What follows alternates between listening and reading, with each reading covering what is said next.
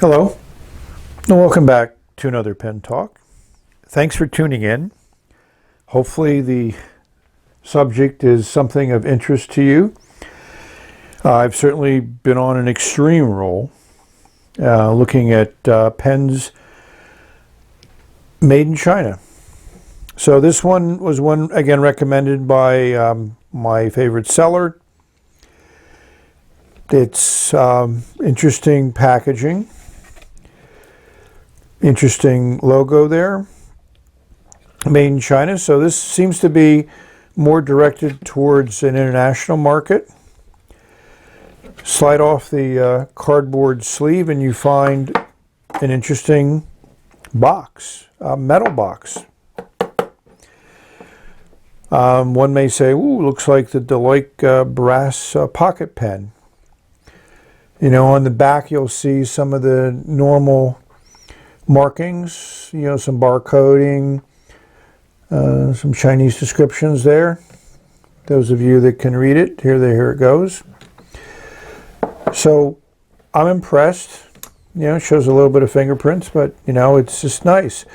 You know, this is embossed, so that's, you know, a nice attempt at making a nice package. And we know that I care about the pen more than I do about the packaging. So the cap just comes right off and you can see how that's stamped in there. And we have the pen.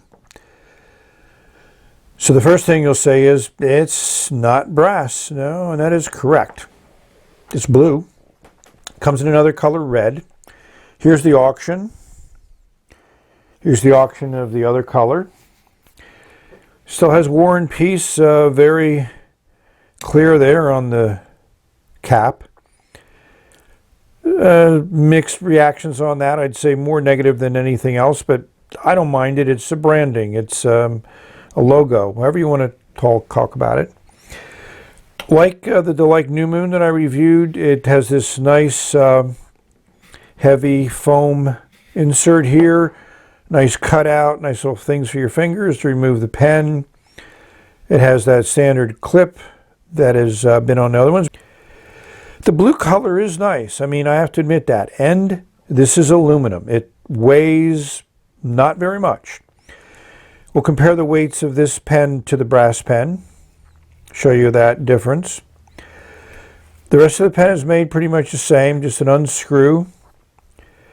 And it has your classic Delike nib in it. And I have a bent Delike nib that's in an assembly, which I will go through the writing style, the writing sample of both this and the other one. But one thing you might notice is that the section is a slightly different blue than the barrel and the cap. Sadly, that's because I used an ammonia and soap solution to flush this, and it took off some of the coating. So I thought this was anodized, but it may be anodized, but it also has some type of lacquer on it. So it's not as offensive now as it was originally, but it is more of a green than a blue, and it's a little splotchy. So I have to admit that I didn't expect that, and that's going to really detract from my enjoyment of the pen, at least from an aesthetic viewpoint. You know, the barrel unscrews, and you know, you have this interesting upgraded converter. Nice metal band here. You know, very secure. You have another metal band here at the end, which is one of those things that keep the pen stable, the converter stable. And then you have this little insert here, which is a softer material to kind of fit well when it goes into the section. And if memory serves me right, this just unscrews. Some people have asked about showing how converters disassemble. I mentioned they're all a little bit different, so this just unscrews, this pops out. And if I was doing that, I would silicone grease the piston, put silicone grease on the threads here before I reassembled it, because that just ensures it to be nice and smooth, and that the piston creates a good seal inside of that converter. But I'm going to do that off camera. So that's how that looks. So how does the aluminum one compare to the brass ones? Obviously the weight difference is one, and it's just a different look. The top one is the one I removed the lacquer from, so it has more of that natural brass coloring to it. As you can see, the Delike emblem is on the side of the clip, so it's the same clip on all three pens, and worn pieces on all of them, but extremely more visible on this blue one. Yeah, and they also post well. They have a converter in it, so all in all, I think it's a very well-designed pocket pen, and for those that don't like the weight of the brass one or the way the brass one is done, there's the blue one, but you're going to have to live with the worn piece. So now it's time to write with the pen. Yeah, it's the same size as the brass one. It's usable unposted, but certainly not the most comfortable pen. It kind of like doesn't fit well in the crooks of the hand, but if you post it, and it posts deeply and securely, and there's no change to the balance. This is a light pen. It feels okay. This section is on the small side. I mean, this is a small pen, which many pocket pens are, so it's about that size.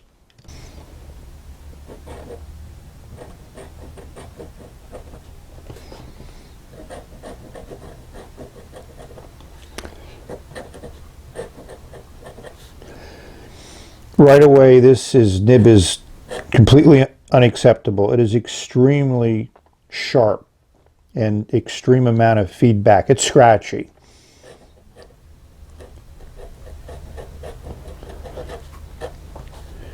And it's not worth it. So I'm going to look at this under a loupe.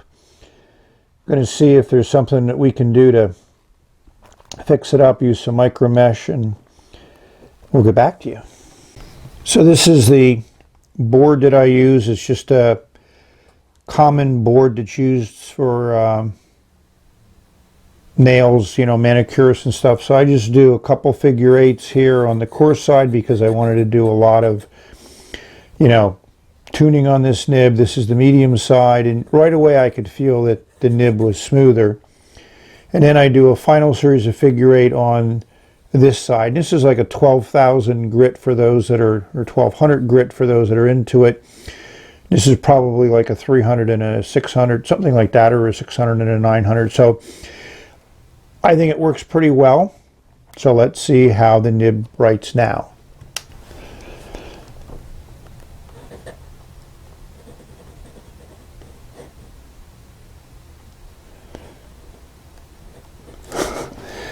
Too bad I can't write, but the nib is definitely much better.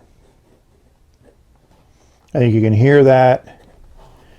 You can see it. I mean, it's still an extra fine, so it's not going to be any buttery, but the up and down strokes are fine. The horizontal strokes are fine, so I'm happy with how that worked. So one thing that we're going to do, because I like to experiment, and a lot of discussion has been about year of the nib and different nibs that can work. So a while ago I bought some replacement Delike nibs, and I got another bent nib. And you can see the paper that got caught up on that one before I did any of my work. So we're going to put the bent nib in and see how that works. This just unscrews in and out, kind of like what you do with your Edisons or your Franklin Christophs. So when you swap nibs in these type of pens, you got to pull off the converter because it won't come out, because that end of this is inside the converter, so the converter kind of holds it up. So just keep that in mind. It's always good to take off the converter when you swap nibs. So this is the bent nib, and I think you can see right away it's a major difference. I mean, this is smooth. I haven't done anything to this nib. I just put it on and primed it, and we're ready to go.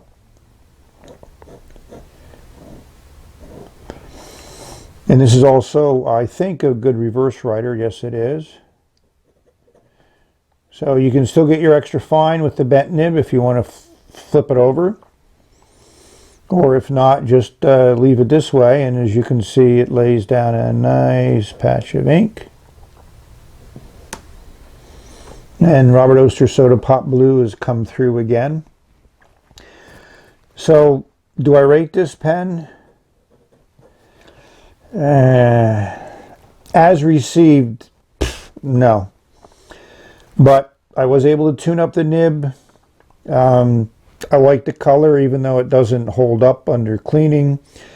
So I'm going to give this pen a 2.5. The lowest ranking I've given any pen. So what's the value in it? It's not a lot. You know, I got it because I got the brass ones, and it is nice and light. So if you want a metal pen, a metal pocket pen, you don't mind the worn piece on the side, you don't clean it with ammonia or anything other than water, I think you should be okay. I don't know how good this coating is going to hold up over time. I kind of have a feeling it'll still develop chips and patina, but yeah, that's why it's ranked as it is. So, you know, I've been on a roll with great pens, and occasionally you're going to get it dudded, and I know some of the pens that I've felt were excellent from my viewers' comments. I know some of you have gotten pens with scratchy nibs and pens that leak and things of that nature, but I think we'll be able to work together and get most of them resolved, and that's one of the nice parts about our community. So thank you for watching. May you have many great pen experiences. Don't let this one hold you back. So there's a phenomenal amount of nibs, inks, and paper out there that are waiting for you to give them a try. So until the next video, bye for now. And this bent nib works extremely well. So it completely changes the writing characteristics. Nice blue ink.